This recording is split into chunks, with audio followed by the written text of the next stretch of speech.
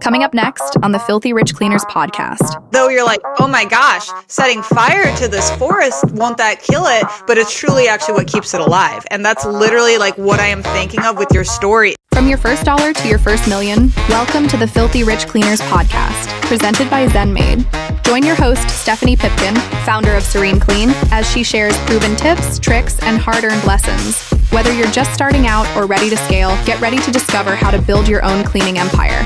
Let's roll up our sleeves and dive in. Hello, everyone, and welcome back to the Filthy Rich Cleaners podcast. I am your host, Stephanie Pipkin, and today's wonderful guest is Michelle from Sparkling Homes Cleaning in Minnesota. And I'm so excited for you guys to hear Michelle's story, as well as all of the questions I have about her story. It's very inspiring, guys, especially if you have had major setbacks in your own lives. I think you will find a lot of connection to be had with Michelle. So thank you so much, Michelle. I feel like we've known each other for a millennia, and now we're finally meeting each other for the first time. I know. Thank you so much for having me. Getting to know you for these first couple of minutes has been so fantastic. And as two northern girls as well, so being in Minnesota is super cool. We're just a hop and a skip away. And must I say, I love that your guys' like titles are like sparklers. Is that what you call your cleaners? Absolutely, yes. I bet they love that. I mean, I would love that. Do you have male cleaners? Do they like that? We do have one male cleaner. I mean, we've had a couple throughout the years, but the one that we have now has been the most consistent. He's been with us for a year now. So yeah. I actually haven't had many male house cleaners. They all just gravitate towards the janitorial. But I'm like, gosh, if I called them sparklers, ooh. Yeah, he has no problem with it. He's like, I have 5 sisters. I have a wife. I have a daughter. No big deal. Yeah. Very, very confident. Yes, that's amazing. So, Michelle, would you be willing to share you guys, Michelle was an individual cleaner for like forever, and which a lot of you can probably relate to. So I would love to hear how did that start? Where did it go? And how did that transition to you owning a business? Yeah. So it's kind of a long story, I guess. So when I was in college, I was a freshman at the University of Minnesota, and a friend had gotten a hold of me saying that she had a post-construction to do and she needed like all hands on deck. So did I want to stay with her over the weekend and clean this post-construction house? So I stayed with her all weekend, and I mean, we worked sun up till sundown, and it was just a horrible experience. Oh my gosh, it was so awful.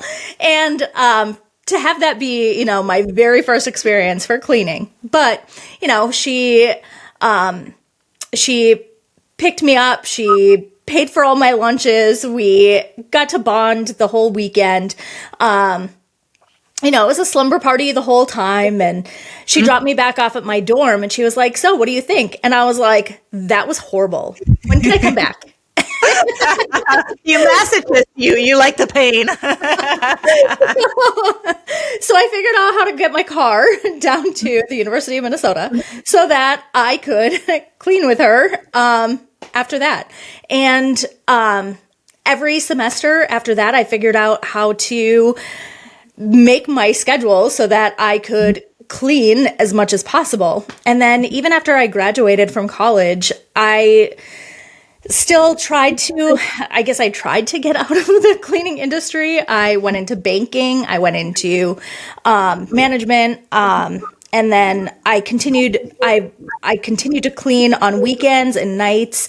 I also was serving to make as much money as possible, because banking and management still is not a lot of money, which is... I know. Well, I mean, being a waitress of 7 years before doing cleaning, it's just there's something it's really hard to get away from walking out with a wad of cash every day. Having to wait weeks at a time for pay. I'm just what is it? It's really hard to transition away from that. I know. I remember getting my first actual paycheck and being like, that's it. Yep. I was a bank teller actually, and I remember that same. I'm like, Well, so you're telling me I'm responsible for people's money and you're paying me this? Like, this sucks. I hated being a bank teller. I have millions of dollars passing through my hands every single day. Yeah, I don't know, like $10 an hour. Yeah, exactly. So, so I kept going back to cleaning, and then my friend, I kept going back with my friend, and she got to the point where she just got so busy that she kept sending me out and was like, I don't want to go clean this house. It's too far away. My schedule's too full, whatever. So she kept sending me out, but she wasn't taking any of the cut. So I was asking her, how do I price this? What do I do? And she was like, well, if that house looks like that house, then price it like that one. And, that person said yes. So, that one will. And I was like, okay. So that was how I did my pricing. It was, this super scientific. Honestly, it's a great way to start out because side note, that's pricing is so challenging for everybody, but especially when you're starting out because you're like, what am I doing? And that's a really good way to okay, am I making enough at that one? Well, this house is like that one. And that's kind of how we do commercial, honestly. It's like, well, this bank is like this bank and it takes us this long and we're making enough there. So there's your price. And they said yes. So then these people are going to say yes, and then it was like, okay, but now I want to make a little bit more money. Yep. So then at the next month, I'd be like, okay, well, I'm going to bump it up by $25. And then they take it. No, that's exactly how it goes. People get so bent out of shape about increasing prices or how do I do this? And it's like, well, you just try on the next one. And if they take it, every time we did a price increase, I was I just pit in my stomach, nobody's going to take this. But we were so booked out that it's we do not have the capability to take more clients. So if we're going to take them, they better be just throw up prices to try to get them to say no.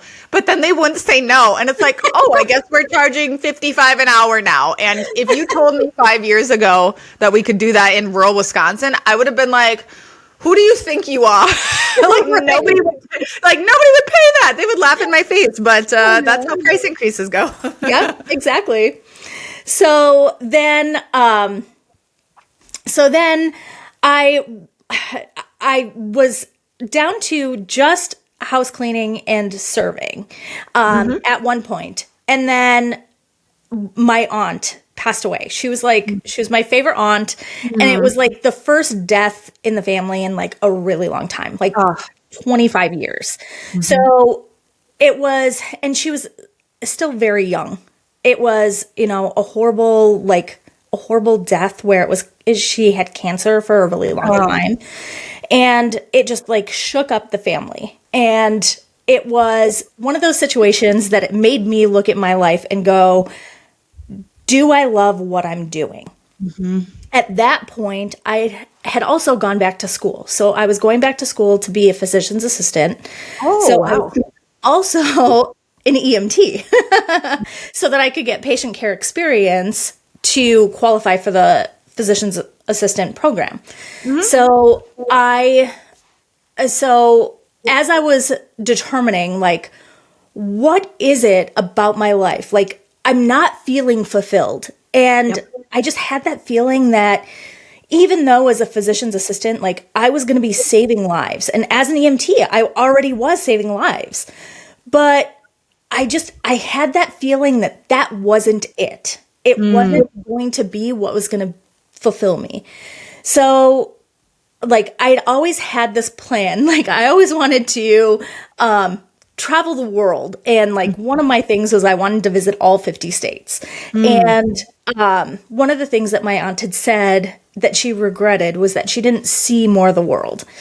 So my now husband and I were just dating back then.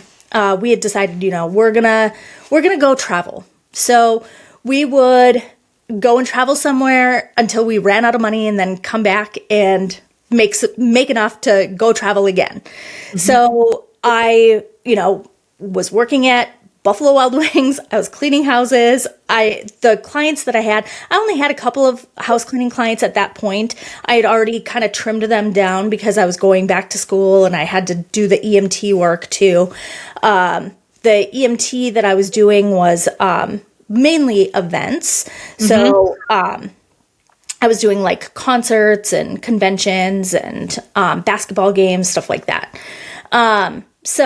And I got to choose which events that I wanted to work. Sure. So it's super easy to build up my schedule. I'd worked at Buffalo Wild Wings for like 11 years. So it was super easy to just say, I want to work this day and not that day. And then the clients that I had, I'd trimmed them down so much, and they were all like clients that I had had for like 20 years. Yeah. So it was super easy for me to build the schedule that I wanted so that when we had enough money to go travel, I could say to my clients, hey, I'm taking off. Yep. Yeah, I'm leaving.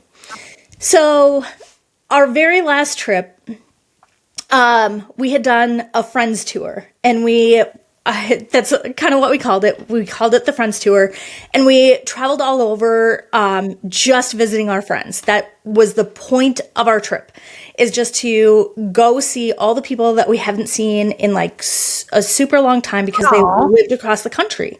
And on our way back from Kentucky, we ran out of money, and we couldn't even, like, we stopped at McDonald's and we couldn't even like order off the value menu. Oh my gosh, not even the 10-piece? That's what I would Nothing. Not even some fries. Oh, jeez. You know, things are bad. I don't mean to laugh because that sounds horrific, and I'm sure it was like very stressful at the time, but right. I'm sure there's a silver lining about to come. Well, we're like, how are we going to get home? Yeah. I mean, we didn't have money for a place to stay. We're in Kentucky. You know, we just like totally overshot our spending. And, you know, here we thought that we were going to be doing well because we were staying with our friends the whole time. But we didn't have any friends between Kentucky and home. Gotta start making them friends. Right? So, we decided, you know what, we'll skip dinner. You know, we could skip a meal. It's okay. We'll skip dinner and we'll just head home. Fortunately, my husband had a Prius. So we were getting like 100 miles to the gallon. It's the kind that plugs in. Yeah. So we made it home on fumes. And on our way home is when I decided, you know what? I think this is it, and I'm going to start Sparkling Homes. So it was the very next day that I registered my business, and I went crazy on just starting the business then, and I never looked back. And I feel that this is definitely what I was meant to do. You're calling, and I can so relate to that. Why do you think it took so much pain for you to make that decision? Because it's like this whole time you're cleaning, you're seeing your friend do this, like, you know, you love the schedule flexibility. Like, did it not cross your mind? Like, not in a judgmental way, but it's like, it's so clear, like you need to be doing this. Like, this is clearly your calling in hindsight. Yeah. And so why do you think it took that like incredible pain that you guys experienced? I think it's because I felt like I needed to always be doing the cleaning. And since it was my job in college, I felt like it wasn't really, like, it couldn't have been that easy. You know, I went to college. I had a college degree. My college degree wasn't in cleaning, you know, but it also wasn't in business or business management or anything like that. So I couldn't figure out, how do I get myself from being the cleaner to the owner? And on the way home from that trip is finally when I was like, I need to figure it out. That's what I need to do, is I need to figure it out. And, you know, up until that point, I was always the cleaner.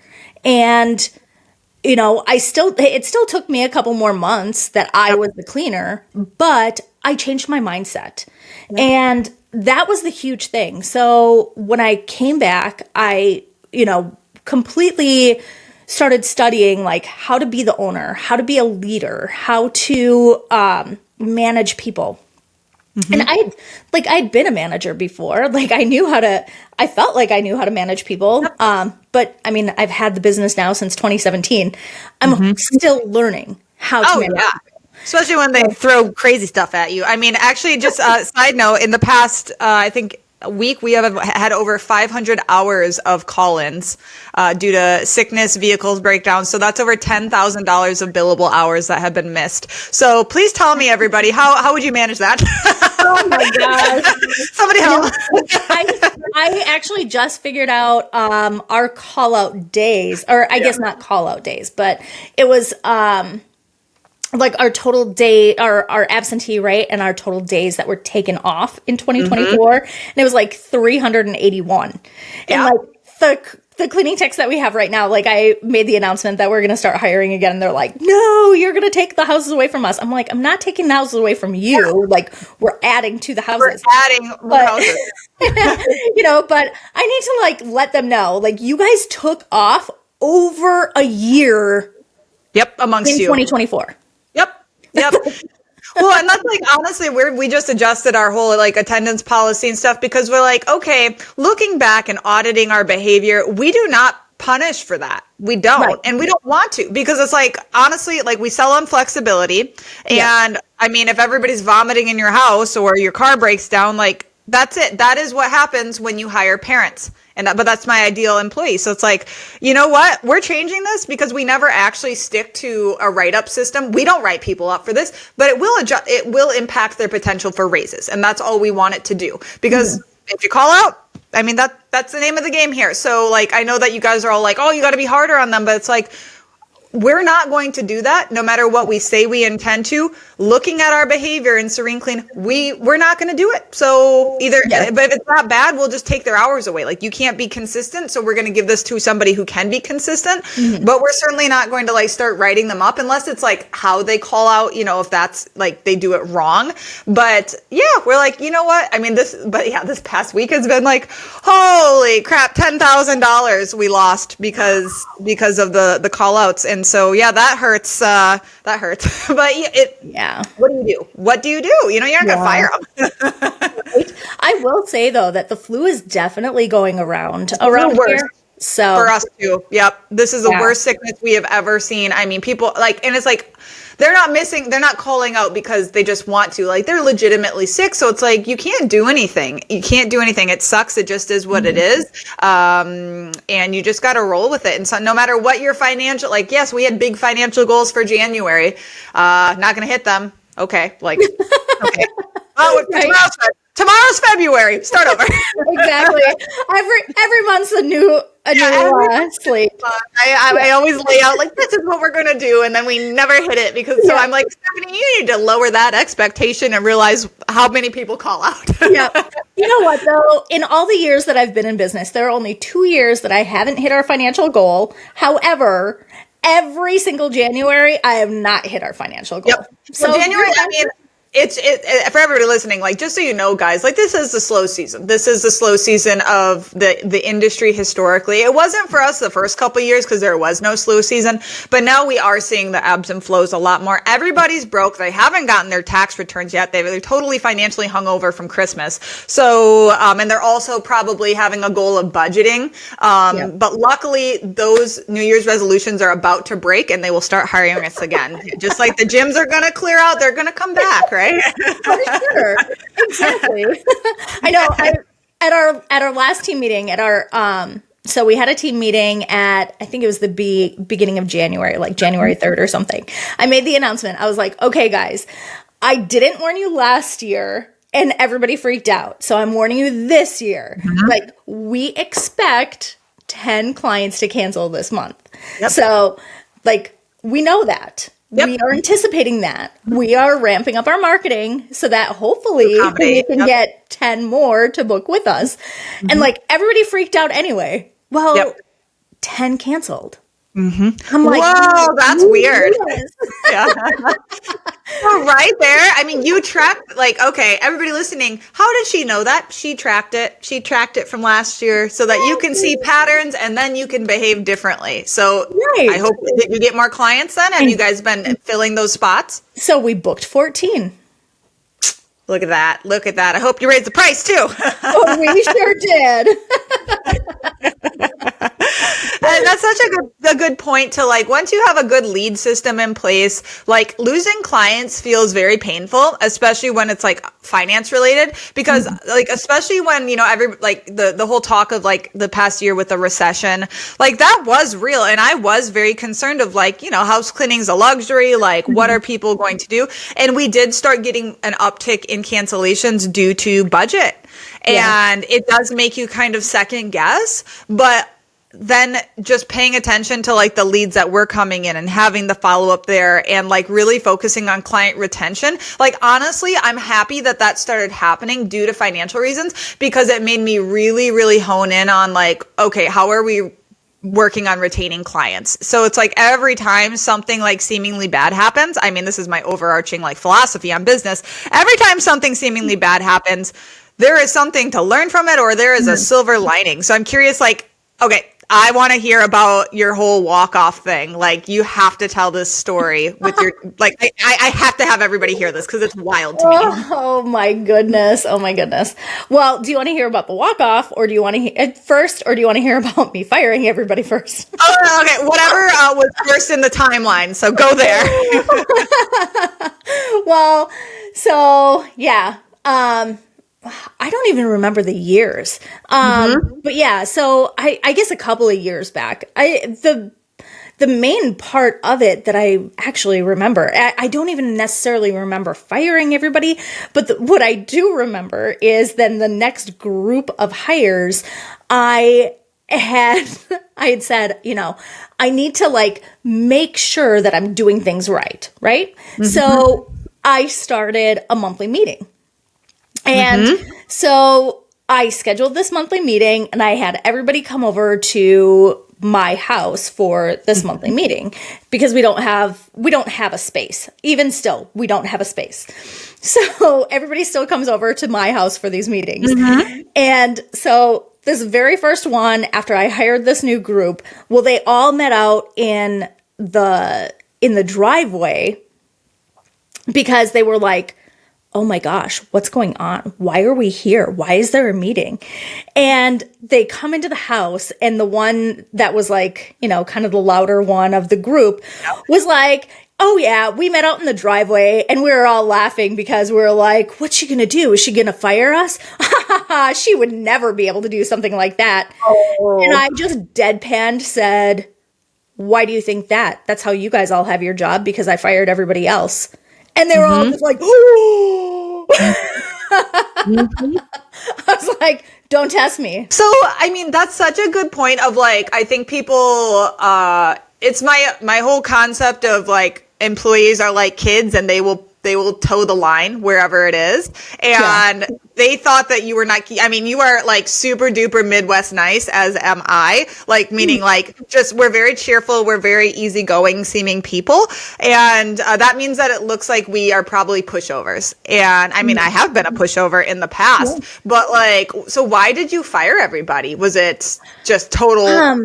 You know, like that one was so long ago, and I feel like there's been so much in between that I don't even remember. I think each one was like an individual reason, and it was just kind of like, you know, this one, like I think it was just kind of like, you know, maybe there was a week in between, and it was just kind of, I don't even know. But so did you go clean yourself then? You cleaned all the houses? Yep.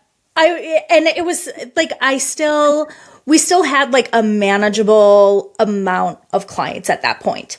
But then what had happened was, so COVID happened, we closed down, and then in 2021 we had, you know, the Great Resignation happen, right? So at that point, everything was running, you know, everything was running without me. We had our virtual assistant that did our day-to-day stuff. You know, I did, you know, like our payroll and our marketing and that kind of stuff, but it wasn't. Do you know what you were at revenue wise before this happened? I want to, well, we had 80 clients. Okay. Remember, we had 80 clients. So we had to have been somewhere around like 50,000. Yep.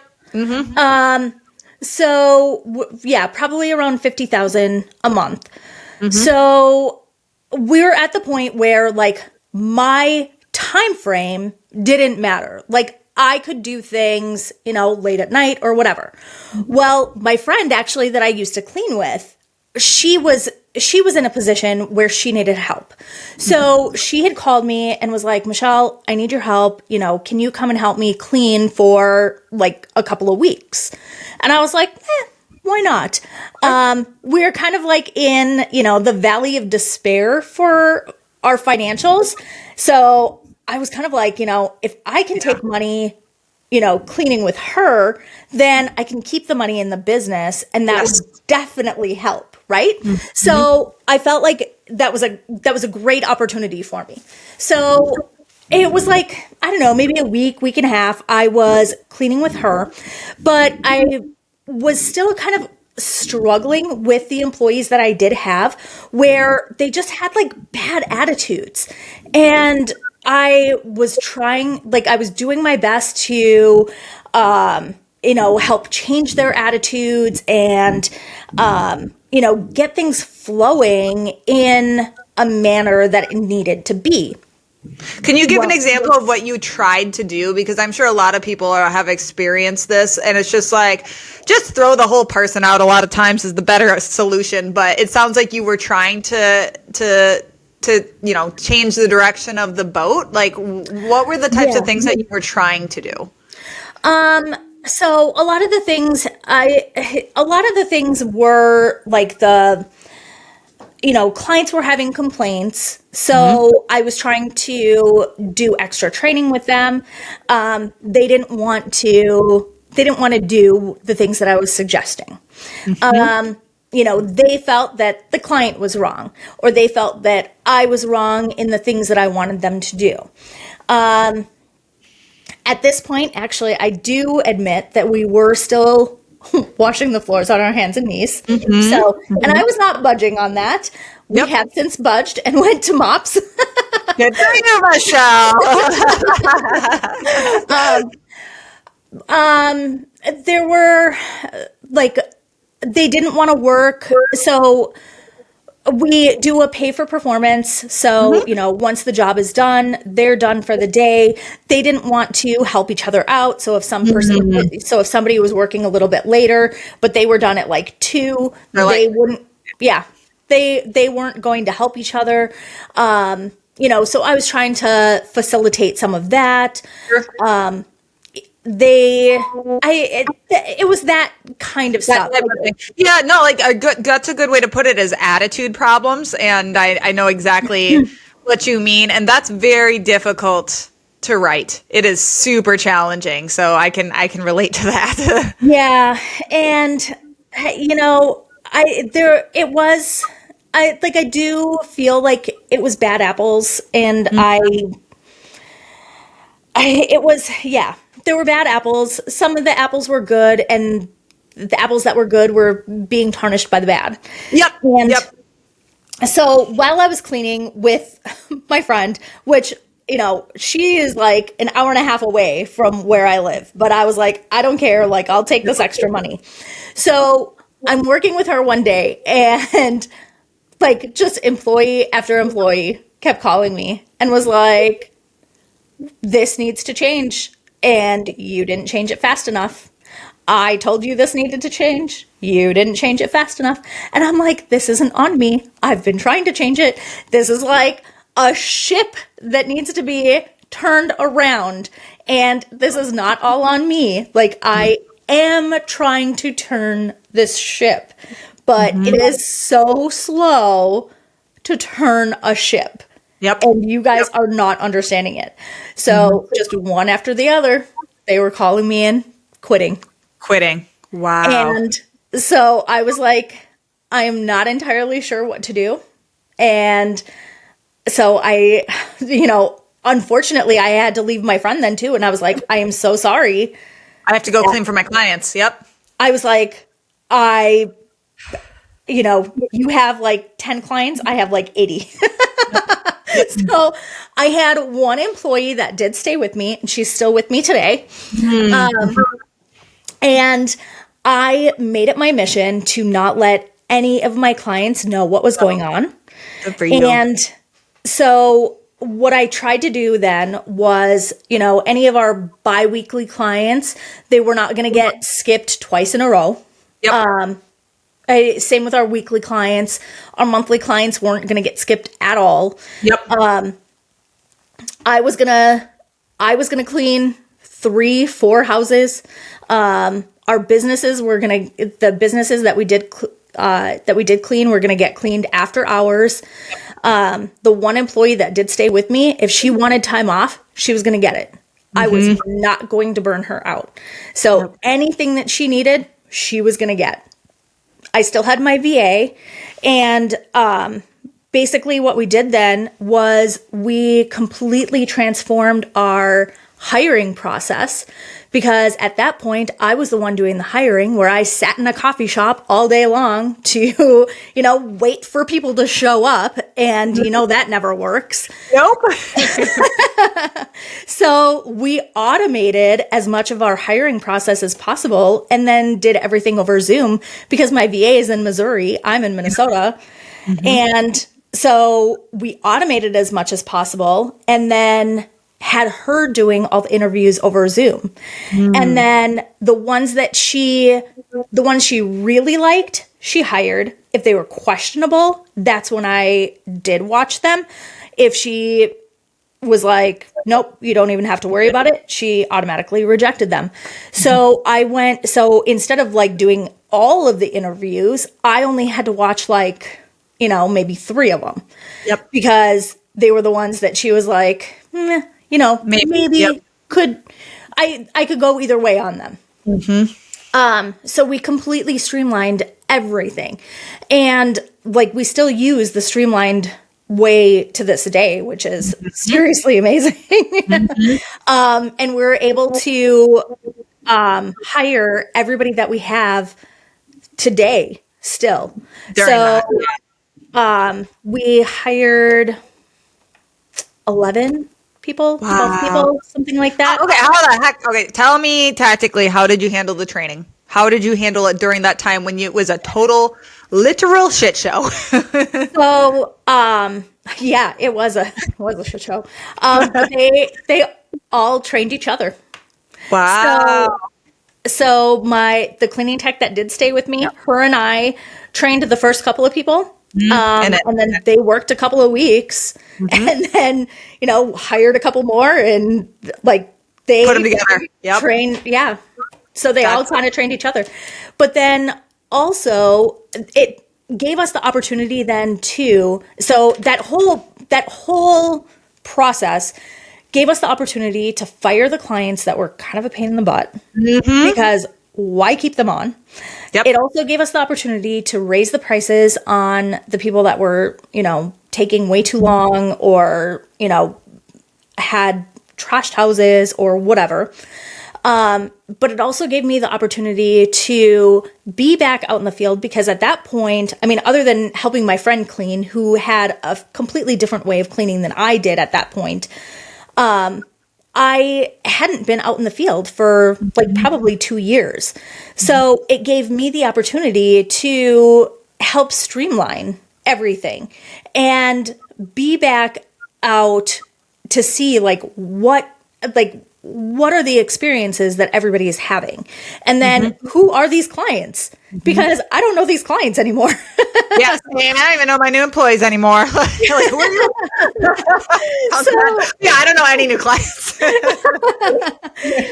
it gave me so many more opportunities, and it was really a great experience. So it was it was a good experience. Even though I don't want to do it again, it was a good experience. And, I wouldn't be where I'm at today if that didn't happen, because it got rid of the toxic people. It got rid of the people that were only doing half the job. And it got me the people that are the A players that are so amazing, that are still with me. That happened in 2021, and these people are still with me. Not a single one of them left. That's amazing. All that, like, what's standing out to me is like the word renaissance or rebirth, but it reminds me of if you guys are not familiar with how they clear out forests to allow for space for new trees to grow, is they set fire to it. So they literally do controlled burns in forests in order to clear away all the ground scruff and things that are in the way so that new trees can have the space to take root and flourish and not be crowded out by all the junk, basically. And though you're like, oh my gosh, setting fire to this forest, won't that kill it? But it's truly actually what keeps it alive. And that's literally like what I am thinking of with your story is like, the whole thing had to be like burned away so that like the phoenix of Michelle can emerge. That's what you are. Like, you're a phoenix. Like, this is amazing. So everybody listening, it's like horrific things can happen, and how you handle that, and like you just the way you took control of the situation. You're like, the clients aren't going to know because the clients don't give a shit, guys. They don't care. You're just cleaning their house, man. They may have empathy. That doesn't mean they're not going to go find somebody else. So I love that strategy of really looking at each client's schedule and being like, okay, biweeklies aren't going to get skipped more than once. Monthlies aren't going to get skipped at all. And same with weeklies. Like, we're like, and being very strategic. And that's how we do it too when we're deciding like, okay, in the past week, all these like, you know, there's only so much we can cover with their on-call person and et cetera, et cetera. So who do we skip? Who do we skip? And you look at each client individually and say, well, we skipped on them twice already. They are a psycho. Don't skip on them. We have to get it. She's having a party. Can't skip on her. Like, you have to do that in order to make sure everybody's kept happy, you know, and really analyzing what to do. And then, as you said, like, who can we cancel on? Who can we raise prices on? It was exactly what you needed. And it's like, I'm sure it was so painful, but as you said, like, those are the moments that teach us. You can't learn in perfect conditions. Like, you won't learn anything when everything goes perfectly, because it's like nothing's challenging you. Like, the worst things to happen to me were exactly what I needed, and why it's like, it's so easy for me to talk about, oh, this is what you do. This is what you do. Cause it's like, I had something horrific happen that caused me to know what to do. Right? I know. And like, so then like we ended up hiring way more people than we needed. Yeah. Like, we lost, like, when everybody left us, I think we lost 4 or 5, but then we hired like 11. And, but it was just like, so many amazing people kept stepping up. And I was like, we can't say no. Like, these people are so amazing. And like, a super fantastic thing ended up happening is, you know, because I knew that we needed them. Like, we needed them because they were amazing, not because we had the work for them. So I needed to get the work for them. Yep. And they helped me get it. So I had them. So we went to all the events. We did door hangers together. We scheduled them to like do these things together. And it created this, like, none of them knew each other ahead of this.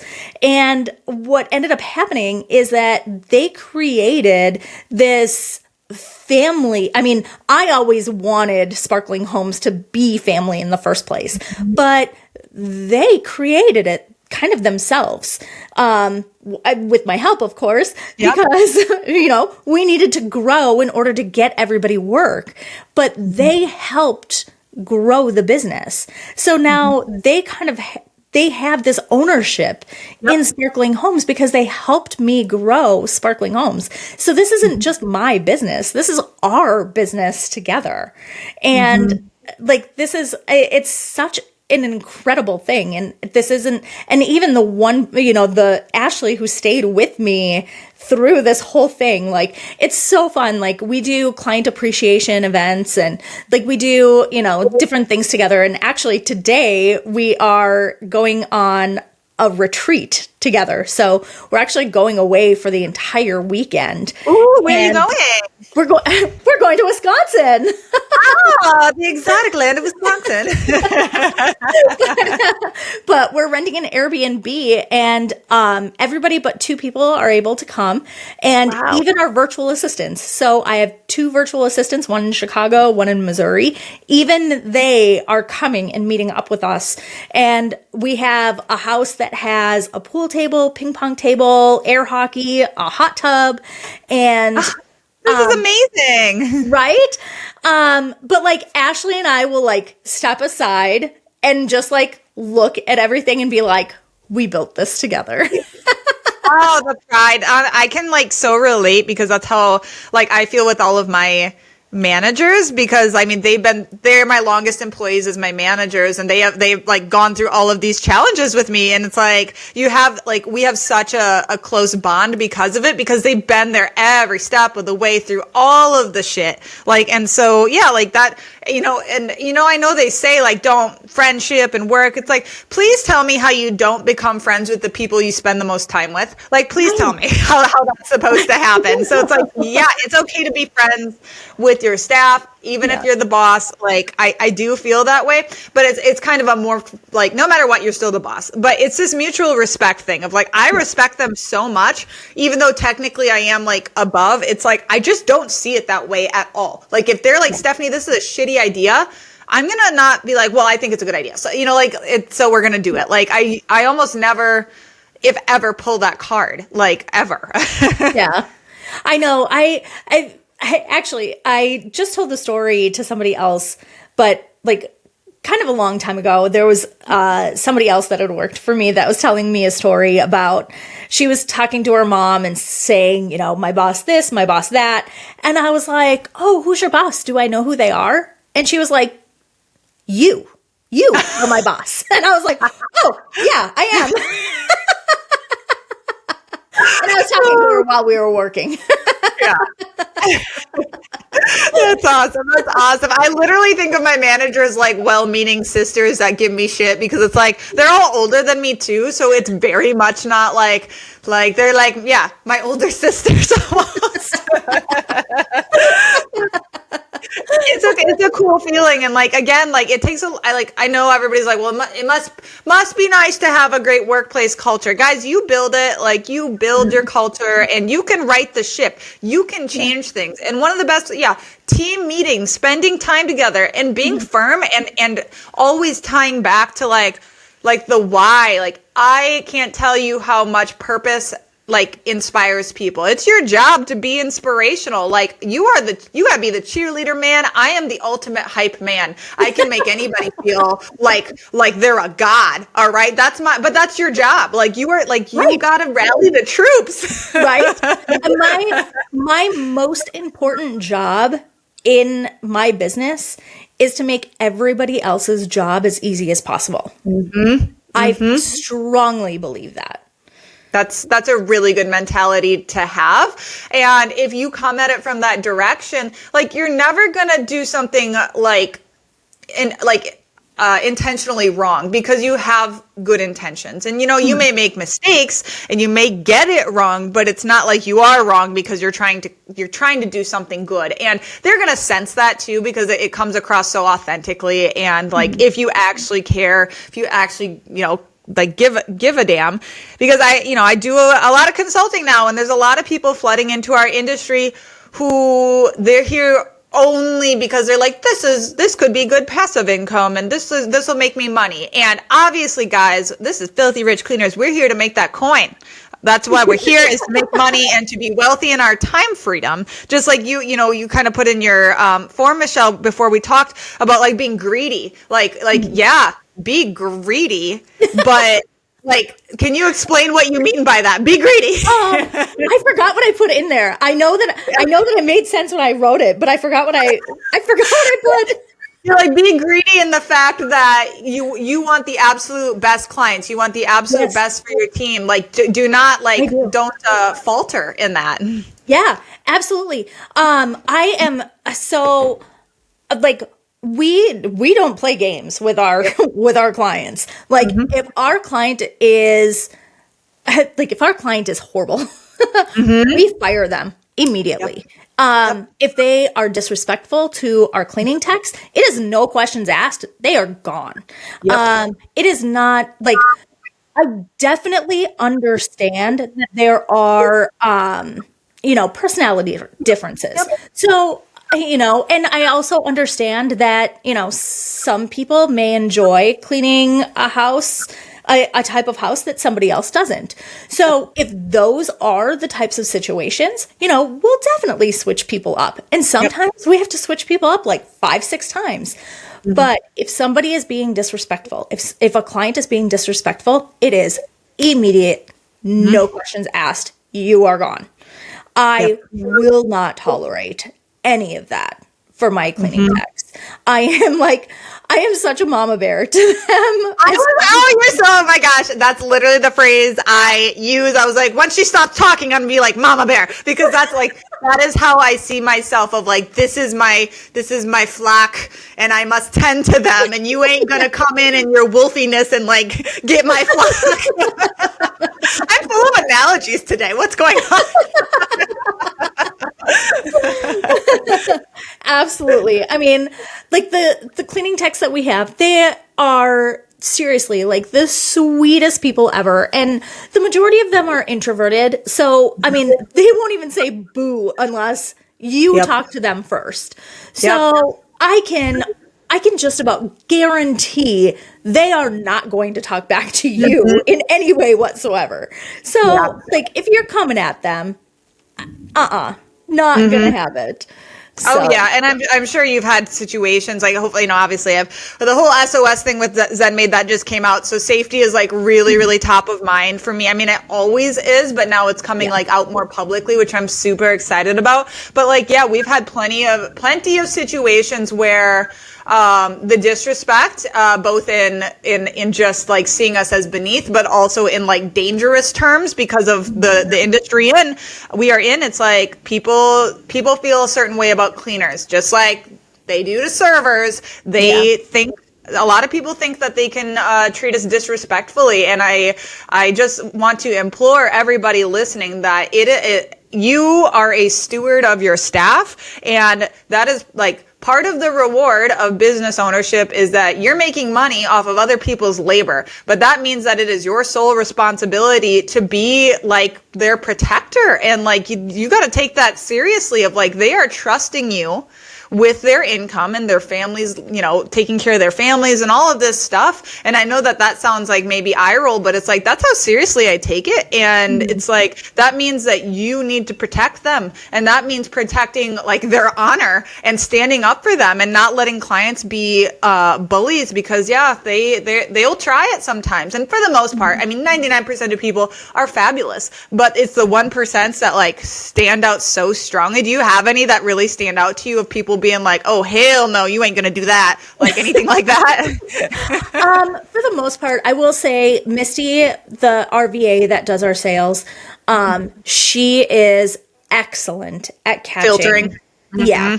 She is so good at catching any of that. I mean, if there are any red flags whatsoever in the phone calls that she's taking, she's like, you know what? I don't think we're a good fit for you. Or, she'll be like, oh, we're on a wait that's like 5 months long. Yes. Use the wait list, throw it on availability. So I will say that she is so fantastic about filtering all that out. Sometimes, unfortunately, something does, come through though. Generally, I feel that when something does come through, I feel like they end up showing their true colors before our cleaning techs even get there. Yep, and it's in the emailing. It's in how they speak, and like, so I'm sure everybody's wondering, well, I don't have that skill yet. How do I filter? What do I look for? And so actually, I just had a consulting client, hey Amy in Australia, this morning that we had a call, and she wanted, like, she got this email she shared with me from like somebody wanting pricing, and she's like, I don't even know how to deal with this. I'm like, girl, just say you don't have availability. Like, that's a no, because it was so clear with how they wrote it. They were like, I'll have you for 2.5 2.5 hours, and that's how long it'll take to clean the house, and I'll pay and it was just like the client or the prospective client was like telling them how long it was going to take to, they had all this stuff, and like she talked about other people who wrote a novel, and it's like, usually if it's really like particular and they're like listing all this stuff out, guys, it's not a problem if clients are particular, they're paying for house cleaning, but you got this spidey sense of like, this is a Karen and she gonna act like it. Right. Especially if they're going to dictate how much time you're spending there. They don't know. Yeah, we're the ones who are going to tell you how long it'll take. I've cleaned houses for 20 years. Let me tell you, I never spent the exact same amount of time in the same house twice. Yeah. Yep. Is there anything else that Misty looks for to help filter? Like any suggestions we have for our listeners that they can look for to help filter from the front end of like, this isn't going to be a good client? I think a lot of it is just like how they treat her. Especially since she's not the owner. One thing that I've been told a lot by both her and my cleaning techs is they get treated much differently than I do. Yep. So a lot of times, I'll be like, oh my gosh, this client is so great. And they're like, no, they are terrible. And then I have to go and have this conversation with this person and be like, so I heard that is never a good conversation. But, being that Misty is not the owner, but what's really funny is being that her name is Misty, and being that she's answering the phones and doing the office work, a lot of people think that she is the owner. The owner. Yep. A lot of people think that she is me and that Misty is my nickname. And so then it's Michelle, yeah. So then it's really funny too when I go to do like quality checks or anything, or stop by, just like a lot of times I'll stop by and just like drop off a coffee, or I'll stop by to bring like a birthday gift or an anniversary gift or something like that. And the client will be there and they'll be like, oh my gosh, Misty, it's so great that I finally get to meet you. And I'm like, no, I'm Michelle. I'm the owner. And they're like, well, Misty's the owner. Nope. I'm the owner. So it's just like, fabulous. So it is kind of funny. And then, that kind of gives me a little bit of an idea too, then like, how are they treating me? Can I see how they're treating the cleaning techs? Kind of things like that. Are they treating Misty any differently after they find out that that she's not me? But I guess a lot of the things too that she looks for is like, how demanding are they? Are they saying, these are the things that I would like to have done? Or are they saying like, I expect these things to be done? If things are not on your scope of work and they're like, well, they better be done. Obviously that's a red flag.